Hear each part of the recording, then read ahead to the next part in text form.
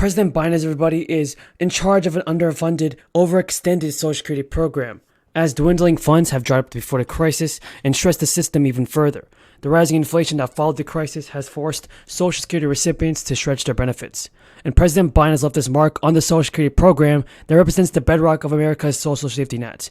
Social Security recipients started 2022 with the biggest boost to their benefits since 1982 to help retirees cope with the highest rate in inflation in 40 years. Joe Biden saw a cost of living adjustment of 5.9%, which boosted the average recipient's check by $92 a month. But the biggest raise that beneficiaries have received in 4 decades isn't the only change to Social Security that the Biden administration made in 2021. That took effect in 2022. Social Security recipients who have not yet reached full retirement age can collect their full benefits while still earning income up to a certain threshold, and this year the income threshold went up. In 2021, recipients can earn around $18,000 before the Social Security Administration began temporarily withholding $1 for every $2 in earned income. In 2022, that threshold went up to around $219,560.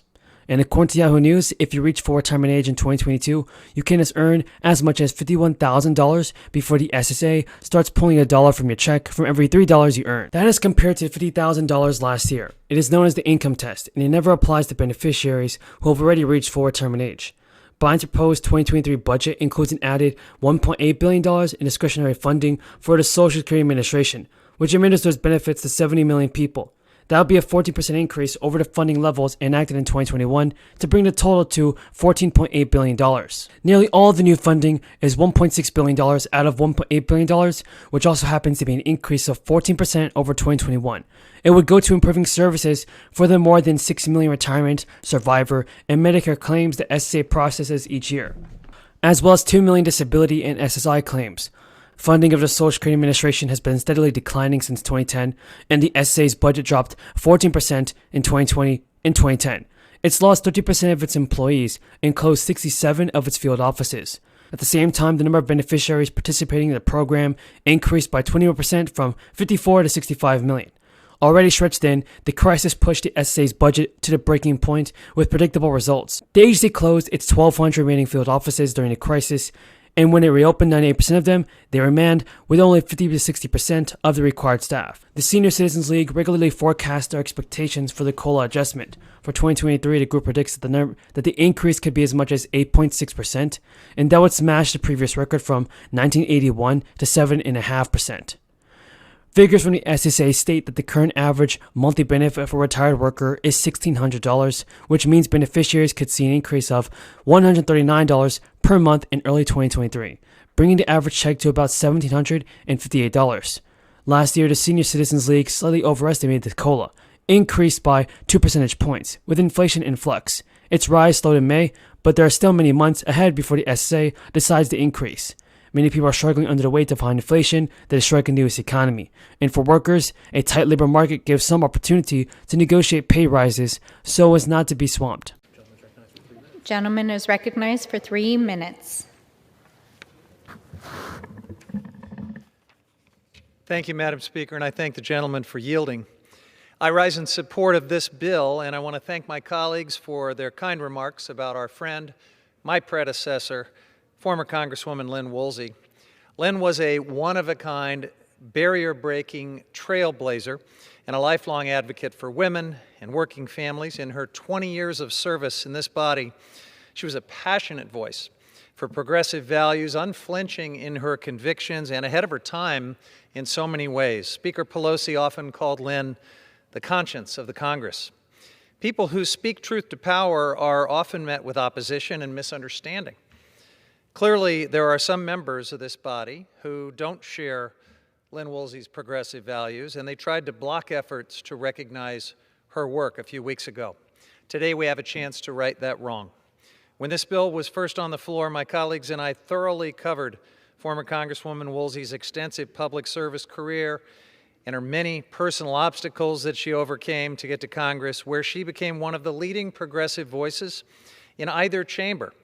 She was co-chair of the Congressional Progressive Caucus, was chair of the Workforce Protection Subcommittee, wrote historic legislation to expand paid family leave, and fought tirelessly to end the wars in Iraq and Afghanistan.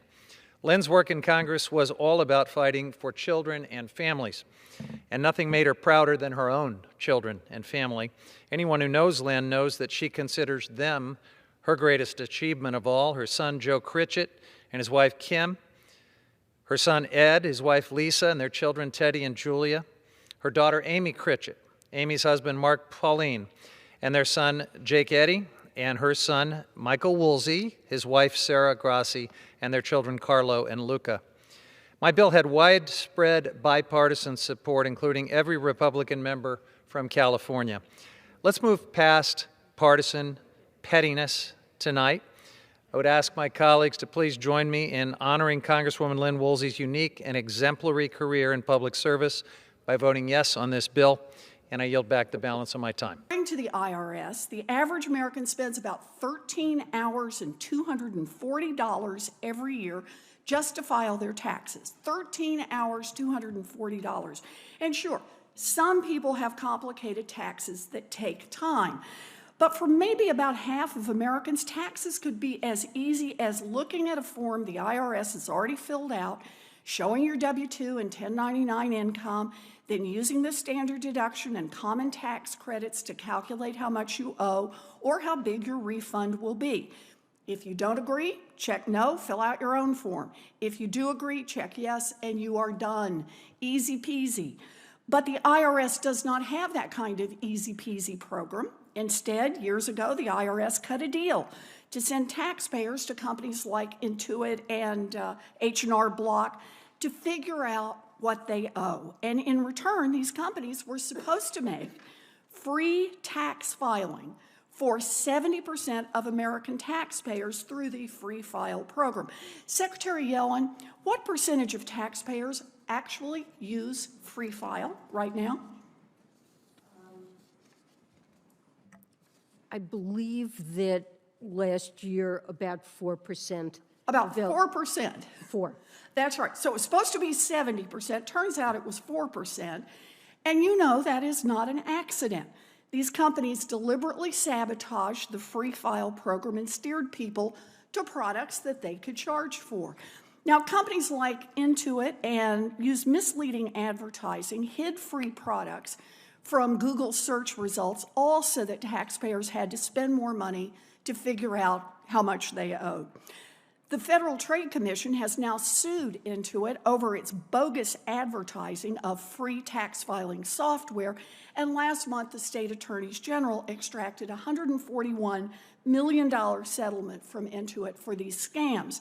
Now, these swindles are just one reason why the GAO recently recommended that the IRS develop its own alternative to Free File, stating, quote, "The IRS faces mounting risks by continuing to rely on the tax